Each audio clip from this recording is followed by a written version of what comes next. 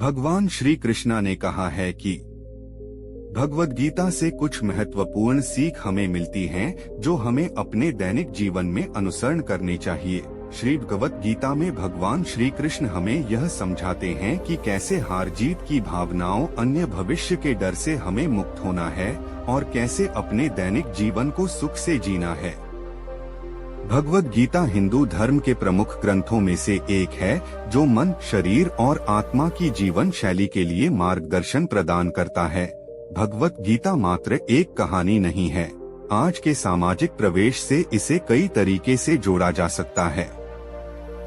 अर्जुन, जिनके पास सब कुछ था, सुख, समृद्धि और एक खुशहाल परिवार, देखते ही देखते सब कुछ खो बैठे और उन्हीं सब वस्तुओं को वापस पाने के लिए उन्हें अपनों से ही युद्ध करना पड़ा।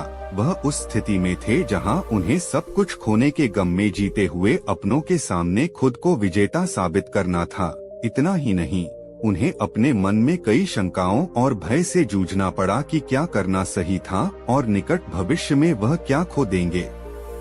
यही सब भय और शंका जो उस समय उनके मन में चल रही थी, आज कहीं ना कहीं हम सब के अंदर मौजूद है। हम सभी बीती बातों का दुख और आने वाले कल का डर रखते हैं। जैसे एक व्यापारी जिसने अपना व्यवसाय खो दिया है, वह सब कुछ खोने के बारे में दुखी होगा। वहीं एक उद्यमी जो कुछ नया करने की कोशिश कर रहा है, उसे असफलता का डर रहेगा। इसका मूल कारण हमारे अपने लोग या हम जिस समाज में रहते हैं वह हो सकता है।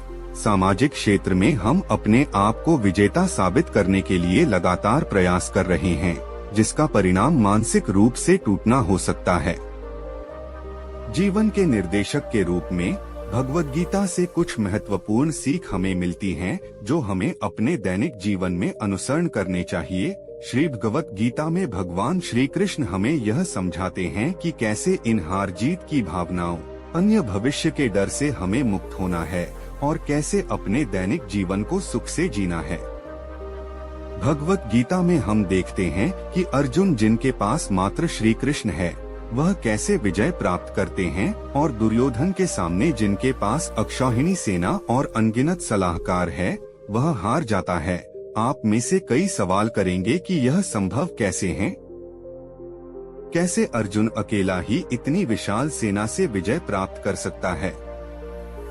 इस प्रश्न का जवाब देते हुए श्रीमद् भगवत गीता कहती है, संशयात्मा विनश्यति, अर्थात दुर्योधन जो अपने सभी सलाहकारों से सलाह लेना चाह रहा है, जिसे अपनी ही बुद्धि, विवेक, निर्णय और परिश्रम पर संदेह है, क्योंकि वह असत्य के साथ है, वह कभी युद्ध नहीं जीत सकता, चाहे सेना कितनी भी विशाल और ताकतवर क्यों न हो। जबकि अर्जुन, जो अपनी भावनाओं को नियंत्रित करते हुए और खुद पर विश्वास करते हुए भगवान श्री कृष्ण के बताए हुए मार्ग पर चलते हैं, वह अकेले युद्ध जीतने की क्षमता रखता है।